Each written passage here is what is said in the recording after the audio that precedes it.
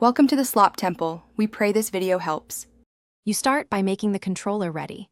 Charge it and connect to your Ps5 so changes apply reliably. Once connected, go to Settings, then Accessories, then Controllers. This is where Sony exposes controller options.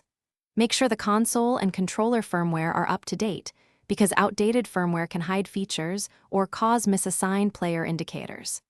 Now that you're in the controller menu and everything is updated, move to the options that let you alter brightness and player assignment. Once in controllers, change the brightness of controller indicators to low, medium, or high so the light bar shows clearly. This affects visibility more than color. Then press the PS button and reassign the controller to a specific player slot.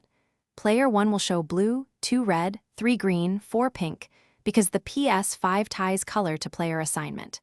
Be aware, Sony does not let you pick any RGB value. The system uses fixed player colors. So this is how you effectively change the light color.